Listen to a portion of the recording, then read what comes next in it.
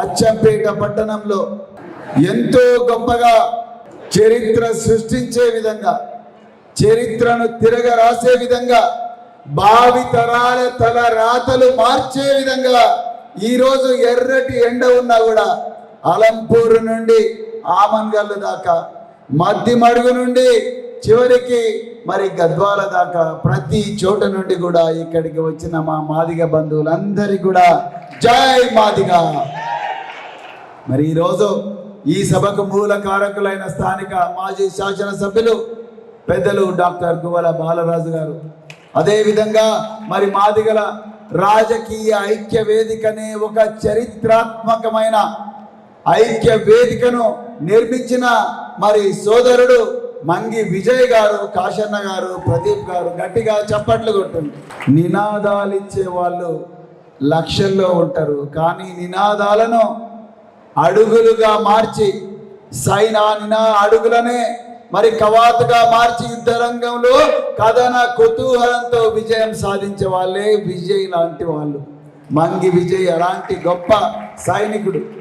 మరి ఈరోజు అలాంటి వేదికను నిర్మించి ఈ నాగర్ కర్నూలు గడ్డ మీద నుంచి ఒక మాదిగ బిడ్డ ఈరోజు పార్లమెంటుకు పోయి పార్లమెంటులో కేవలం మాదిగల ఆకాంక్షలనే కాదు, అన్ని పేద వర్గాల ఆకాంక్షలను, మాలలు, మాదిగలు, ఎరుకలు, బంజారలు, అదే విధంగా చాకలి, మంగలి, కమ్మరి, కుమ్మరి, గౌడ, ముదిరాజు, మున్నూరు కాపు, యాదవ, చెంచు, మరెన్నో కులాలు, ముస్లింలు, తర్వాత అదే విధంగా రెడ్లల్లో, ఎవలమల్లో ఉండే పేదలు, వైశ్యుల్లో ఉండే పేదలు, అందరి పేదల గొంతుకగా ఒక మాదిగ బిడ్డ కావాలని ఈరోజు మీరందరూ కూడా ఇక్కడికి వచ్చినందుకు, ఈ వేదికను నిర్మించినందుకు మంగి విజయ్ గారికి ప్రత్యేకమైన ధన్యవాదాలు తెలుపుతూ, అదేవిధంగా వేదిక మీద నవీన్ కుమార్ రెడ్డి గారికి, అదేవిధంగా కాశన్న గారికి, మరెందరో అక్కలకు, చెల్లెళ్లకు అందరికి కూడా హృదయపూర్వక ధన్యవాదాలు తెలుపుతూ, మరి ముఖ్యంగా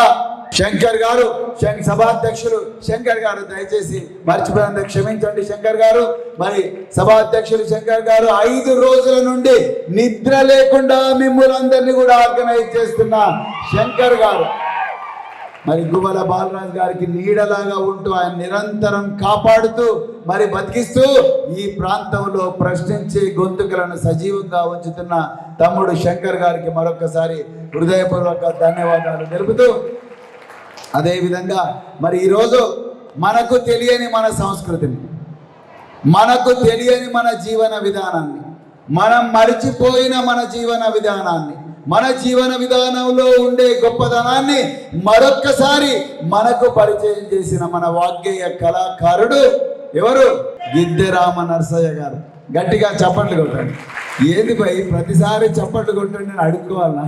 ఓట్లు వేయండి అని అడుక్కున్నట్టు ఓట్లు వేయడానికి అడుక్కోవాలి, చప్పట్లు కొట్టడానికి అడుక్కోవాలి, పిల్లల్ని బడికి పంపించడానికి అడుక్కోవాలి, పిల్లలకు పెళ్లి చేయొద్దు చిన్నతనంలోనే అడుక్కోవాలి, పిల్లలను ఉద్యోగం పంపించని అడుక్కోవాలి, హాస్టల్ పంపించాలని అడుక్కోవాలి, హైదరాబాద్కి పంపించని అడుక్కోవాలి, చివరికి విమానాల్లో ఎక్కించండి అని కూడా అడుక్కుంటే మరి ఎప్పుడు మరి మనం ముందరికి పోయేది? గట్టిగా చప్పట్లు కొట్టండి ఒకసారి. మిత్రులారా, నిజంగా ఒకసారి నేను ఇంతకుముందే డాక్టర్ బాలరాజు గారితో చెప్పిన, ఎంత గొప్పగా డప్పుల దర్వేసిండ్రు, దండోరా మోగించిండ్రు మన అన్నలు. కానీ అదే ఉత్సాహం 2000 సంవత్సరాల నుంచి డప్పుల వరకే మిగిలిన ఉత్సాహం ఎందుకు మనం లక్షాధికారులు కాలేకపోయినాం? ఎందుకు కోటీశ్వర్లు కాలేకపోయినాం? ఎందుకు మన ఇళ్ళ ముందరికి బెంచ్ కార్లు రాలేకపోయినాయి? ఎందుకు మన రేకుల షెడ్లు బంగళాలు కాలేకపోయినాయి? ఎందుకు మన ఎద్దుల బండ్లు మరి వోల్వో కార్లు, BMW కార్లు కాలేకపోయినాయి? ఎందుకు మన బిడ్డలు ఆకలితో ఇంకా బతుకుతున్నారు? ఎందుకు మన బిడ్డలు విశ్వవిద్యాలయాల్లోకి పోలేకపోతున్నారు? ఇవాళ పొద్దున నేను ఇక్కడికి వచ్చే ముందు ఒక తుఫాను జీప్ వేసుకొని మంగనూరు గ్రామం నుండి, నాగర్ కర్నూలు నియోజకవర్గం మంగనూరు గ్రామం నుండి 50 మంది యువకులు వచ్చిండ్రు. అందరు కూడా మంచి వయసులో ఉన్నారు.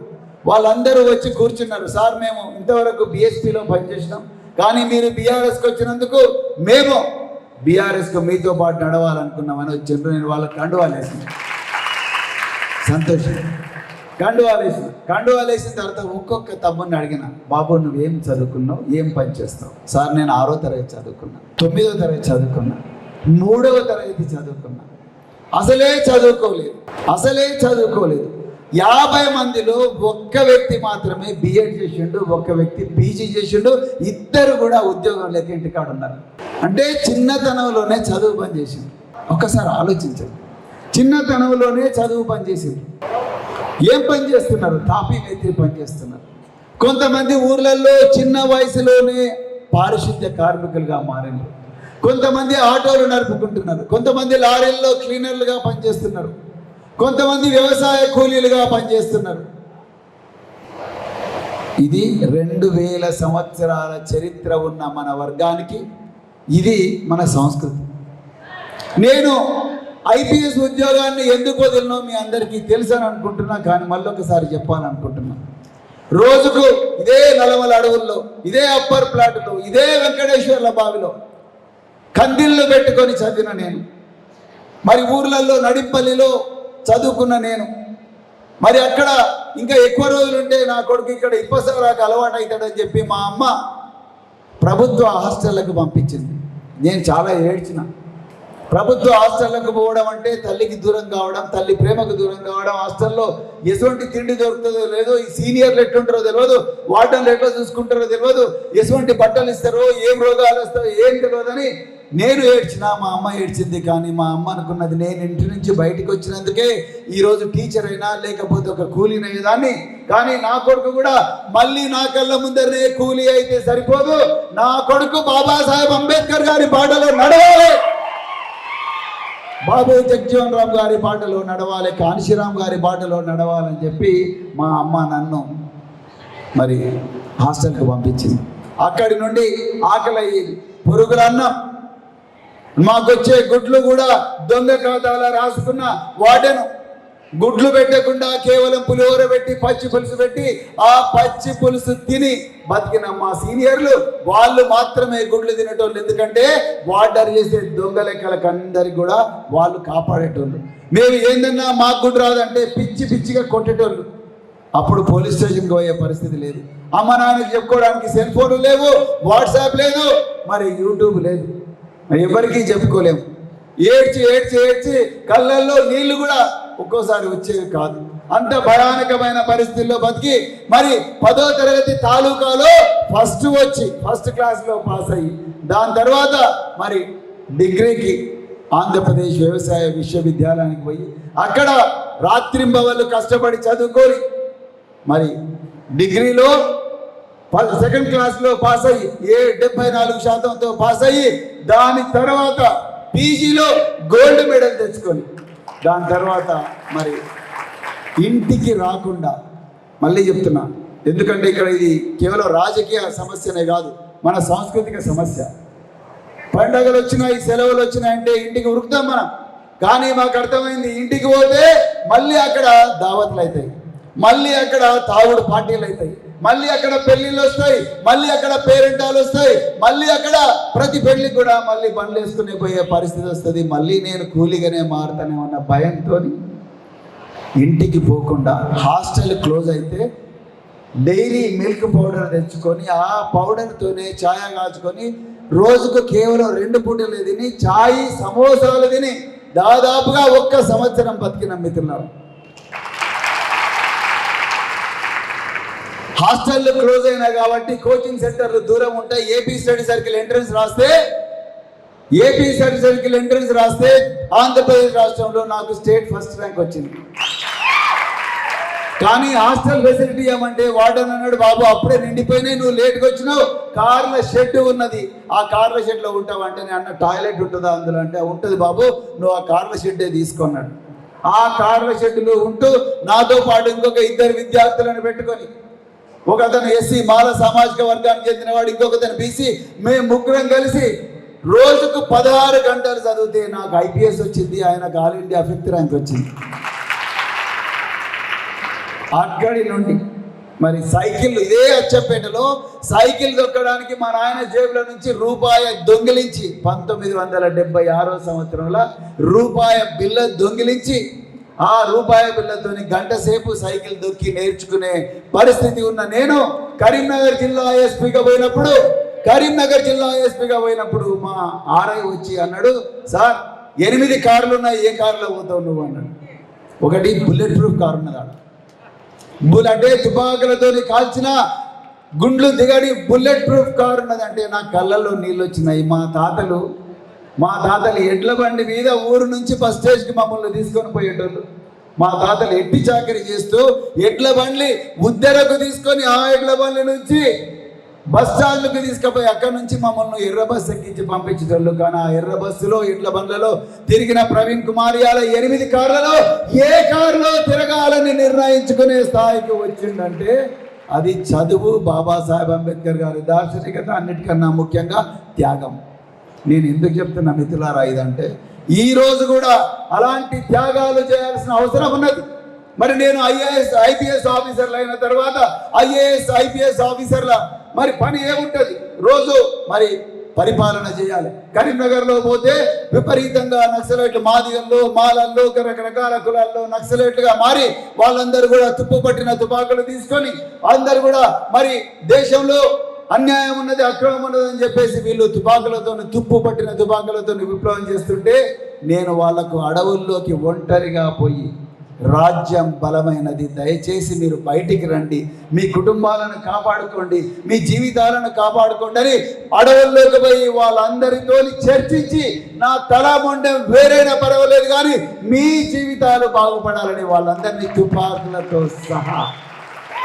తుపాకులతో సహా బయటికి తీసుకొచ్చిన. ఎందుకంటే మీరు ఇంతకుముందు గిద్దెరామ నరసయ్య గారు పాట పాడిండ్రు, ఎంతో గొప్ప చరిత్ర ఉన్న మనం పిట్టల్లాగా రాలిపోతున్నాం. కేవలం అమరవీరుల స్తూపాల్లో మన పేర్లు మాత్రమే వస్తున్నాయి తప్ప మన జీవితాలు మారతలేవు. ఆ రేకుల చెట్లు, వెలివేయబడ్డ ఊర్లు, వెలివేయబడ్డ బస్తీలు, అదే పేదరికం, చాలని జీతాలు, సగం కడుపుతో నిండిన ప్రాణాలు, ఎన్ని రోజులని బాధ అని చెప్పేసి వాళ్ళందరినీ బయటికి తీసుకురావడం జరిగింది. హైదరాబాద్ నగరంలో ఉద్యోగం చేస్తుంటే నేను ఒక IAS ఆఫీసర్ ఇద్దరం కలిసి రోజు మార్నింగ్ నడుచుకుంటూ పోయేటోళ్ళం. కుందన్బాగ్, బేగంపేట IASలో ఎక్కడైతే ఆగర్భ శ్రీమంతులు, పోలీసు ఉన్నతాధికారులు, చీఫ్ సెక్రటరీలు, రాష్ట్రాన్ని నడిపే అధికార యంత్రాంగం నివాసం ఉండే బంగళాల మధ్య నుంచి మేమందరం కూడా నడుచుకుంటూ పోతుంటే, ఆ బంగళాల్లో నడుచుకుంటూ పోతుంటే కుందన్బాగ్ పార్కులో పొద్దున 4 గంటలకు నిద్ర లేచి రాత్రి ఉన్న సద్యానాన్ని టిఫిన్ బాక్స్లో వేసుకొని 2 పారాసిటమాల్ టాబ్లెట్లు వేసుకొని చల్ల పెట్టుకొని పెరుగు పెట్టుకొని పాచిపోయిన పప్పు పెట్టుకొని భర్త రాత్రి తాగి కొట్టిన దెబ్బలను కూడా మరిచిపోయి ఆందోళనతో, ఎక్కడైతే ఫింగర్ ప్రింట్ వేయకపోతే నాకు ఈరోజు జీతం రాదనే భయంతో RTC బస్సులు దొరకకపోతే 50 రూపాయలు పెట్టి ఆటోలల్లా పార్కుకు వచ్చి చీపురు కట్టలు పట్టుకొని చెత్త ఏతున్న చెల్లెలను చూసినాం, వాళ్ళ చేతులు చూసినాం, చేతులకు పట్టిన చీమ చూసినాం. అమ్మా, ఎందుకు మీరు ఇంత ఘోరమైన పరిస్థితుల్లో పనిచేస్తున్నారు? మీరు ఏ సామాజిక వర్గానికి చెందిన వాళ్ళని అడిగితే వాళ్ళన్నారు, అయ్యా మేము మాదిగోళ్ళం నాయన అన్నారు. నాకు ఒక్కసారి ఫ్యూజులు ఎగిరిపోయింది. మీరు చప్పట్లు కొడుతున్నారు, నా గుండె గుబేలు అన్నది, నీళ్ళు వచ్చినాయి, కన్నీళ్ళు వచ్చినాయి. మీరు చప్పట్లు కొడుతున్నారు కానీ నాకైతే కన్నీళ్ళు వచ్చినాయి. నేను ఏ సామాజిక వర్గానికి చెందినో ఈ అమ్మాయి రేణుక కూడా అదే సామాజిక వర్గానికి చెందింది. నా చేతిలేమో ఆరోగ్యంగా ఉన్నాయి, నా చేతిలేమో బలంగా ఉన్నాయి, నా చేతిలో ఒక తుపాకీ ఉన్నది, కానీ ఆ అమ్మాయి చేతిలో చీము పట్టిన చేతులు ఉన్నాయి. మురికి కుప్పల్లో నుంచి సూదులు, గాజు పెంకులు. ఆ పార్కులో నడిచే వాళ్ళందరూ కూడా ఆరోగ్యంగా ఉండాలని, శుభ్రంగా ఉండాలని, వాళ్ళ మనసులో ఆహ్లాదంగా ఉండాలని నేను ఏ కులంలో పుట్టిందో ఆ కులంలోకి పెట్టిన ఒక చెల్లెలు నాలాగా చదువుకోకుండా చిన్నతనంలోనే పెళ్ళై తట్టలు పట్టుకొని, పాలలు పట్టుకొని, చీపుర్లు పట్టుకొని చెత్త కుప్పల పక్కన అన్నం తినుకుంటూ బతుకుతుంటే నేను చూడలేకపోయినా మిత్రులారా. వెంటనే మా భార్య దగ్గరికి వచ్చి, మేడం ఇంతకన్నా ఘోరమైన పరిస్థితి ఉండదు, సిగ్గైతున్నది, మనమేమో బంగాళాల్లో బతుకుతున్నాం, మన వర్గాలకు చెందిన మహిళలేమో ఇప్పటికి కూడా తట్టలు, పారలు ఇవన్నీ పట్టుకొని, చీపుర్లు పట్టుకొని మరి సూదులను, గాజు పెంకులను, మురికిని అంతా కూడా మోస్తున్నారు, ట్రాక్టర్లలో వేస్తున్నారు. మనం వీళ్ళ జీవితాలు మార్చాలంటే రాజకీయాల్లోకి పోవాల్సిందే అని చెప్పి రాజీనామా చేసింది. మిత్రులారా, నేను ఒక్కటే చెప్తున్నా, దయచేసి మీరందరూ ఒక మాట మీద ఉండండి, ఒక్క అవకాశం ఇవ్వండి. నేను ఇంతకన్నా ఎక్కువ చెప్పలేను. చెప్తే ఈ ఆవేదన, ఇది గోస తీరదు, పోదు, మారలేదు. మనందరూ వాడుకున్నారు. బీజేపీ వాడుకుంటున్నది అలా మందకృష్ణ గారి భుజాల మీద. కృష్ణన్ అంటే నాకు అపారమైన గౌరవం. మాదిగా అనే ఒక పదాన్ని, తిట్టుగా ఉన్న పదాన్ని ఆభరణంగా మార్చిన ఒక గొప్ప వ్యక్తి మందకృష్ణ గారు. ఇది వాస్తవం, చరిత్రలో ఆయన పేరు నిలిచిపోతుంది. కానీ అదే మందకృష్ణన్న గారిని ఆయన భుజాల మీద తుపాకీ పెట్టి అదే మాదిగ జాతిని మరొక్కసారి మూతికి ముంత, నడుముకు చీపురు కట్టించి చీకటి రోజుల్లోకి తీసుకుపోవడానికి ఘోరమైన కుట్ర చేస్తుంది భారతీయ జనతా పార్టీ. ఏద్దామా భారతీయ జనతా పార్టీ కోటు? వర్గీకరణ అనే నినాదాన్ని 2014లో అధికారం వచ్చిన భారతీయ జనతా పార్టీ నువ్వెందుకు ఆ రోజు వర్గీకరణ చేయలేదు? ఈ 10 సంవత్సరాలు సంపూర్ణమైన మెజారిటీతో కేంద్ర ప్రభుత్వాలు ఉన్నప్పుడు గుర్తుకు రాని వర్గీకరణ కేవలం నవంబర్ 11, 2023 నాడే ఎందుకు గుర్తుకు వచ్చింది? ఆ రోజే మందకృష్ణను అలుముకొని ఆలింగనం చేసుకొని ఆయనతోని కన్నీళ్లు పెట్టించడానికి పనికొచ్చిందా నీ నినాదం? బీజేపీ, నరేంద్ర మోడీ, అమిత్ షా ఆలోచించడం ఎప్పుడన్నా? నిజంగా నీకు మందకృష్ణ మీద ప్రేమ ఉంటే జనవరి 22వ తారీఖు నాడు అయోధ్యలో రామ మందిర నిర్మాణానికి, రామ మందిర ప్రతిష్టాపన కార్యక్రమానికి ఎందుకు మందకృష్ణ గారిని పిలవలేదు? మీరు ఆయన మాదిగాని పిలవలేదు? ఒక్కసారి ఆలోచించాలి. ఏ ఎజెండా కింద ఎవరి ప్రయోజనాలు ఉంటాయి? 10 సంవత్సరాలు సంపూర్ణమైన అధికారం ఉన్న నువ్వు ఒక్కరోజు కూడా వర్గీకరణ గురించి మాట్లాడే నువ్వు నవంబర్ 11వ తారీఖు నాడు పరేడ్ గ్రౌండ్స్కి వచ్చి మందకృష్ణను ఆలింగనం చేసుకొని మాదిగ జాతికి క్షమాపణ చెప్పి మళ్ళీ అసెంబ్లీ ఎన్నికలు అయిపోయిన వెంటనే మర్చిపోయి మళ్ళీ ఈరోజు ఆయనను పాపం ఆయన ఎన్నో బాధల్లో ఉన్న ఆయనను మళ్ళీ ఆటోలు ఎక్కించి నువ్వు పోయి మా కోసం ప్రచారం చేయలేకపోతే మంచిగా ఉండదని బెదిరిస్తున్నావా నరేంద్ర మోడీ? బెదిరిస్తున్నావా నరేంద్ర మోడీ? మీరు కాదా గుజరాత్లో చచ్చిపోయిన ఆవులు, చచ్చిపోయిన ఎద్దులు, చచ్చిపోయిన బర్రెలు, వాటి తోలు వలచడానికి పోయిన మాదిగ బిడ్డలను ఊనా అనే పట్టణంలో బహిరంగంగా జీపుకు కట్టేసి ఘోరంగా కట్టెలతో కొట్టింది మీరు కాదా? మీ బీజేపీ ప్రభుత్వం కాదా? ఆ రోజు గుర్తుకు రాలేదా మందకృష్ణ మీకు? ఆ రోజు గుర్తుకు రాలేదా మీకు మాదిగలు? ఆ రోజు మీరు కొట్టింది మాదిగలు కాదా? పశువుల కళేబరాలను ఊరు నుంచి తీయమని చెప్పింది మీరే. వాళ్ళు కళేబరాలను తీసి దాన్ని తోలు తీసి తోళ్ల పరిశ్రమకు పంపిస్తుంటే జీవనోపాధి కోసం ఘోరంగా పబ్లిక్గా ఊరందరినీ ఎగదోసి వాళ్ళను కొట్టించింది బీజేపీని. అలా ఏ ముఖం పెట్టుకొని ఈరోజు వస్తున్నారు మీరు?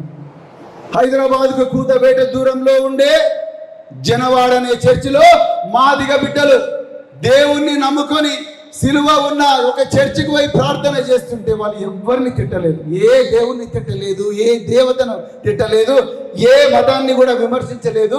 ఆ యేసుక్రీస్తే మాకు ముక్తి చేస్తాడు, ఆ యేసుక్రీస్తే మా బాధలు తీస్తాడని పోలియో ఉన్న పేషెంట్లు అందరూ కలిసి, ఆడవాళ్ళు మగవాళ్ళు అందరూ కలిసి బైబిల్ పట్టుకొని సాయంత్రం 6:30కి పోయి చర్చిలో ప్రార్థన చేస్తుంటే మీ బీజేపీ వాళ్ళు, మీ ఆర్ఎస్ఎస్ వాళ్ళు మోకుమ్మడిగా చర్చి మీదకి పోయి దారుణంగా వాళ్ళను కొడితే ఆ చర్చి తలుపులు బలగొట్టి తలలు బలగొడితే 18 కుట్లు పడి నార్సింగి హాస్పిటల్లో వాళ్ళందరూ విగత జీవులై స్పృహ లేకుండా పడిపోయి చికిత్స పొందుతుంటే గుండె కరగని ముఖ్యమంత్రి రేవంత్ రెడ్డి, కాంగ్రెస్ పార్టీకి చెందినవాడు, ఈ రోజు ఆ రేవంత్ రెడ్డికి మాదిగల ఓట్లు అడిగే హక్కు ఉన్నదా?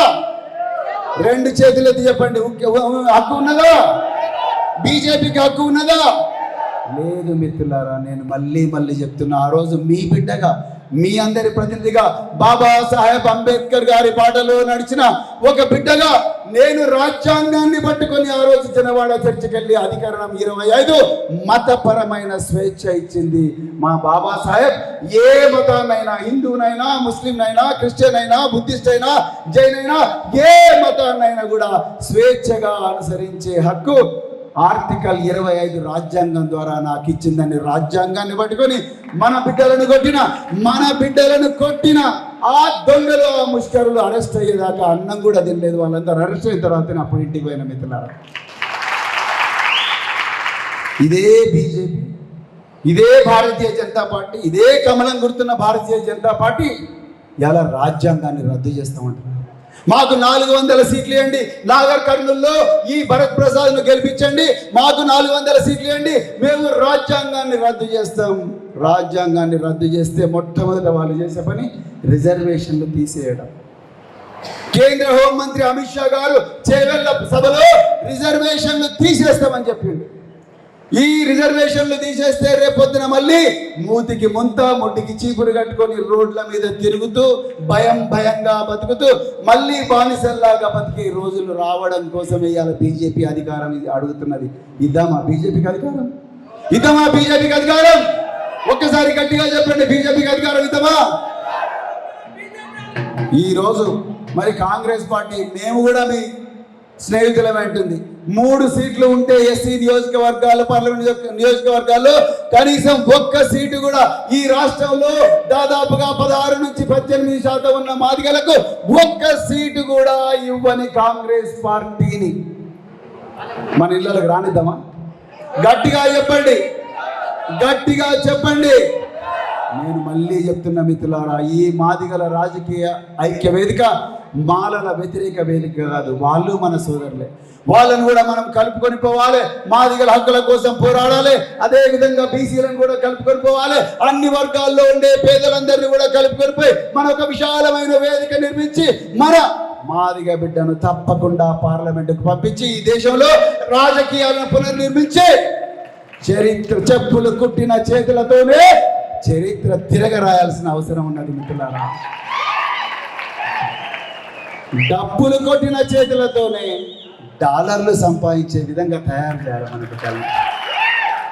మిత్రులారా, నేను గత సంవత్సరం 22వ సంవత్సరంలో అమెరికాలో టెక్సాస్ రాష్ట్రంలో డల్లాస్ నగరానికి పోయినా.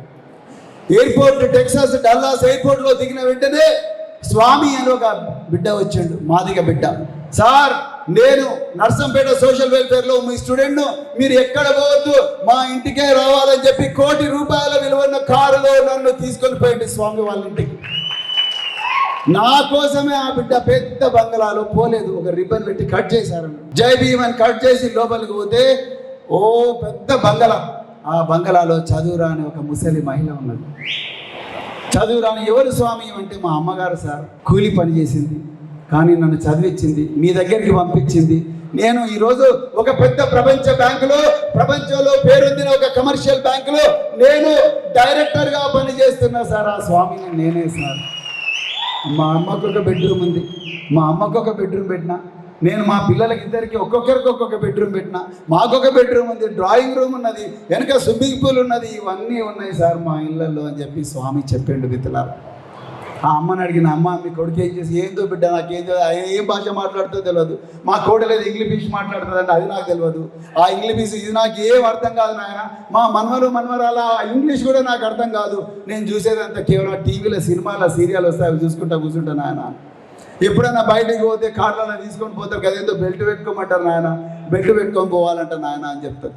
ఒక్కసారి ఆలోచించిన అమ్మలారా, మన అమ్మమ్మలు కూలి పని చేసిండ్రు, మన అమ్మలు కూలి పని చేసిండ్రు, మన తాతలు ఎట్టి చాకరీ చేసిండ్రు, అడుక్కున్నారు దొరల దగ్గర కాస వండి, గాడిపాట్లల్లో సర్ది బువ్వ తిన్నాం, మనం కలి తిన్నాం, కలి తాగినాం, మధ్య తాగినాం, గడక తాగినాం. ఆ పరిస్థితి నుండి అలా మన బిడ్డలు అమెరికాలో డల్లాస్లో డాలర్లు సంపాదిస్తున్నారు. డాక్టర్ పగిడిపాటి దేవయ్య ఒక మాదిగ బిడ్డ, తండ్రి చెప్పులు కుట్టుకుంటూ బతికేటోడు. జనగామలో కిలాషాపూర్లో పుట్టిన దేవయ్య ఉస్మానియా మెడికల్ కాలేజీలో డాక్టర్గా పనిచేసి అలా అమెరికాలో 24,000 కోట్లు సంపాదించిండు. 24,000 కోట్లు సంపాదించిండు.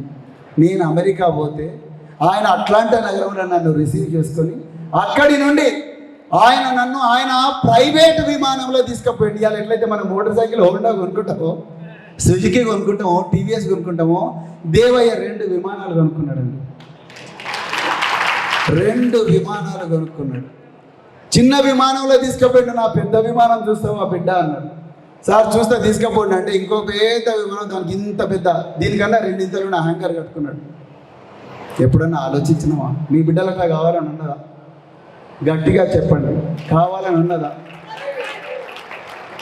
ఏంది సార్ ఊకే రేవంత్ రెడ్డిని తిడతలేడు, ఏంది సార్ ఇంకొకరిని తిడతలేడు, ఏంది ఊకే అది చేస్తలేడు, ఏంది బీర్ కేసులు వస్తలేవు, సప్పగా ఉన్నది ఏంది మీటింగ్ అని అనిపిస్తున్నదా? చెప్పండి, అనిపిస్తున్నదా? చెప్పండి, అనిపిస్తున్నదా? లేకపోతే చెప్పమంటారా? ఇంకేమైనా ఆకలి అవుతున్నదా? లేకపోతే సారు మరి సాయంత్రం ఓట్లు అంటారు, మేము పొద్దుంతా తిరిగినాం, మరి రాత్రికి ఏమైనా ఉన్నదా లేదా అంటారా?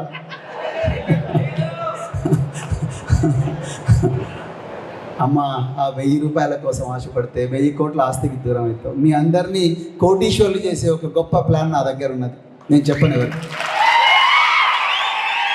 మీ అందరినీ లక్షాధికారులు చేసే ప్లాన్ నా దగ్గర ఉన్నది. చివరి శ్వాస ఉన్నంత వరకు ఆ ప్లాన్ తప్పకుండా అమలు చేస్తా. ఒక ఆయన అడిగండి సార్ ఎప్పుడు మీ నడుములో తుపాకు ఉంటుంది ఏంది అన్నాడు. ఇప్పుడు లేదు, ఇంట్లో పెట్టొచ్చిన, నేను రిటైర్ అయినా కాబట్టి తుపాకు కొనుక్కున్నా. కానీ ఎప్పుడు మీ నడుములో తుపాకు ఉంటుంది ఏందని అడిగిండు. నేను బషీర్బాగ్ ప్రెస్ క్లబ్లో ఉన్నాను. బషీర్బాగ్ ప్రెస్ క్లబ్ ఉంటే ఎప్పుడు ఈ తుపాకు ఉంటుంది చూడయా, నన్ను ఎప్పుడు ఎవరైతే చంపుతాడు, చంపేటప్పుడు నేను ఊగా చావని వాడిని చంపి నేను చేస్తా అని చెప్పి.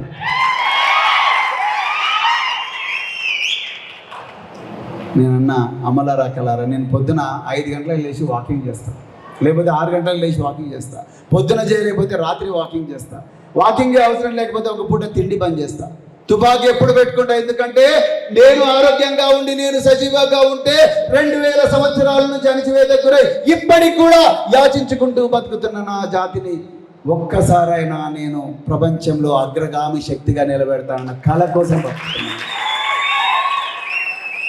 కేవలం మాదిగ జాతి కోసం మాత్రమే బతకడం లేదు. అన్ని వర్గాల్లో ఉండే పేదలు, మాలల్లో ఉండే పేదలు, ఎరుకల్లో ఉండే పేదలు, లంబాడల్లో ఉండే పేదలు, చెంచుల్లో ఉండే పేదలు, చాకలి, మంగలి, కమ్మరి, కుమ్మరి, గౌడ, ముదిరాజు, మున్నూరు కాపు, యాదవ, పద్మశాలి, రెడ్లల్లో, వెలమల్లో, బ్రాహ్మణుల్లో, వైశ్యుల్లో, ఈదే ముస్లింల్లో ఉండే అందరి పేదల కోసం కూడా మీ మాదిగ బిడ్డ ప్రవీణ్ కుమార్ బతుకుతున్నాడు. దయచేసి ఒక్క అవకాశం ఇవ్వండి. ఇదే విషయాన్ని అమన్గల్కు చెప్పండి, ఇదే ముచ్చట్న మధ్యమడుగులో చెప్పుర్రి, ఇదే విషయాన్ని మైలారంలో చెప్పుర్రి, ఇదే విషయాన్ని లింగాలలో చెప్పండి, బల్మూరులో చెప్పండి, చారకొండలో చెప్పండి, ఉప్పునూతల్లో చెప్పండి, కడతాలలో చెప్పండి, వెల్లండలో చెప్పండి, ఇదే విషయాన్ని నాగర్కర్నూలో చెప్పండి, బిజినపల్లిలో చెప్పండి, తిమ్మాజీపేటలో చెప్పండి, వనపర్తిలో చెప్పండి, బుద్ధారంలో చెప్పండి, గోపాలపేటలో చెప్పండి, రేవెల్లిలో చెప్పండి, అలంపూర్లో చెప్పండి, గద్వాల చెప్పండి, కేటీ దొడ్డలో చెప్పండి, ఐదలో చెప్పండి, శాంతినగర్లో చెప్పండి, వడ్డేపల్లిలో చెప్పండి, అలంపూరులో చెప్పండి, ఉండవెల్లిలో చెప్పండి, ఎర్రవెల్లిలో చెప్పండి. ఈరోజు రాహుల్ గాంధీ గల్ల పట్టుకొని చెప్పండి బిడ్డ, ఈసారి ఎర్రవెల్లికి వస్తున్నాడు రాహుల్ గాంధీ. 1000 కోట్లు అక్రమంగా సంపాదించిన మల్లు రవి గారిని భుజాల మీద ఎక్కించుకొని సిగ్గు లేకుండా ఈయనను గెలిపించమని చెప్తున్నాడు. అదే రాహుల్ గాంధీని పట్టుకొని అడగండి, బిడ్డ నువ్వు ఎవరి వైపున్నావు? దోపిడి దొంగల వైపున్నావా, మా బిడ్డల వైపున్నవా, పేద బిడ్డల వైపున్నవా అని అడగాల్సిన అవసరం ఉందని చెప్తూ, మరి ఇంత గొప్ప అవకాశం ఇచ్చిన మీ అందరికీ ధన్యవాదాలు చెప్తూ, ఈ ముచ్చట పెళ్ళిళ్ళప్పుడు చెప్పాలి. ఈ వారం రోజులు చాలా కీలకమైనవి. బాలరాజు గారు మీకు చెప్పినా చెప్పకపోయినా, మంగి విజయ్ చెప్పినా చెప్పకపోయినా, తమ్ముడు శంకర్ చెప్పినా చెప్పకపోయినా, ఎవరు చెప్పినా చెప్పకపోయినా మీరందరూ కూడా ఒక టీముగా మారి రాత్రింబవళ్ళు అన్ని కులాల దగ్గరికి పోయి, కేవలం మాదిగల దగ్గరికే కాదు, అన్ని కులాల దగ్గరికి పోయి, మా వర్గంలో ఒక చదువుకున్న నాయకుడు వచ్చినారు, కేవలం మాకు మాత్రమే నాయకుడు కాదు, రేపు మీ బిడ్డలను కూడా సాఫ్ట్వేర్ ఇంజనీర్లుగా, కంప్యూటర్ సైంటిస్టులుగా, విమానాల పైలట్లుగా, నౌకల కెప్టెన్లుగా, అదేవిధంగా వ్యోమగాములుగా, క్రీడాకారులుగా, డాక్టర్లుగా, ఇంజనీర్లుగా, పొలిటీషియన్స్గా, వ్యాపారస్తులుగా తీర్చే ఒక బృహత్తరమైన ప్లాన్తో మా నాయకుడు వచ్చిండు, ఒక్కసారి సపోర్ట్ చేయండి అని చెప్పి అడగండి. పుట్టల తలకాయ పెట్టండి, అవసరం ఉంటే కాళ్ళు పట్టుకోండి, అవసరం అనుకుంటే కాళ్ళు పెట్టుకోండి, పుట్టల తలకాయ పెట్టండి, గడ్డం పెట్టండి, ఏమైనా చేయండి. కానీ ఈసారి కాంగ్రెస్ వాళ్ళైనా, బీజేపీ వాళ్ళైనా, కమ్యూనిస్టులైనా అందరూ కూడా కారు గుర్తుకు ఓటేసేటట్టుగా మీరందరూ రాత్రింబవళ్ళు శ్రమించాలని చెప్పి కోరుకుంటూ, మరి మీ బిడ్డగా మరొక్కసారి నేను మళ్ళీ చెప్తున్నా మిత్రులారా, మీ బిడ్డగా మీ అందరి కోసమే నాకు హైదరాబాద్లో ఇల్లు కూడా లేదు, కిరాయి ఇంట్లో ఉంటున్నా. ఇల్లు కట్టుకునే స్తోమత లేక కాదు, మళ్ళీ చెప్తున్నా, నాకు జాగా ఉన్నది హైదరాబాద్. ఇల్లు కట్టుకునే స్తోమత లేక కాదు, కానీ ఆ ఇల్లు కట్టుకుంటే 3 సంవత్సరాల సమయం వేస్ట్ అవుతుందని, ఆ 3 సంవత్సరాల్లో 3000 మంది మీ బిడ్డలను కోటీశ్వరులుగా తయారు చేసే అవకాశం పోతుందని లోన్ తీసుకొని ఇల్లు కట్టుకోవచ్చు, పెద్ద సమస్య కాదు. కానీ అది చేసుకుంటూ కూర్చుంటే మీ బిడ్డలు మళ్ళీ ఆటో డ్రైవర్లు అవుతారు, మళ్ళీ లారీ క్లీనర్లు అవుతారు, చిన్న అమ్మాయిలు మళ్ళీ పెళ్ళిళ్ళు చేసుకుంటారు, మళ్ళీ బడికి పోవాల్సిన టైంలో మంగళసూత్రం కట్టుకొని మెట్టలు కట్టుకొని తల్లులు అవుతారు. వాళ్ళ జీవితాలు మళ్ళీ నాశనం అవుతాయి, వాళ్ళ కళలు మళ్ళీ సమాధి అవుతాయి. ఆ పరిస్థితి రాకూడదని ప్రతి క్షణం కూడా మీ గురించే ఆలోచిస్తున్న నాకు ఒక్క అవకాశం, సోదరుడు గువ్వల బాలరాజు గారికి కుడి భుజంగా ఉండే అవకాశం మాకు ఇవ్వండి. మేమిద్దరం కలిసి మీ అందరి ప్రాణాలు కాపాడుతాం, మీ అందరి ధన మాన ప్రాణ రక్షణ చేస్తాం. మీ మీద ఎవడొచ్చినా ఈగ వారకుండా చేసే ప్రతి అవకాశాన్ని కూడా వినియోగించుకుంటామని చెప్తూ, ఇంత గొప్ప అవకాశం ఇచ్చిన మీ అందరికి కూడా మరొక్కసారి హృదయపూర్వక ధన్యవాదాలు చెప్తూ, జై మాదిగా, జై భీమ్, జై తెలంగాణ.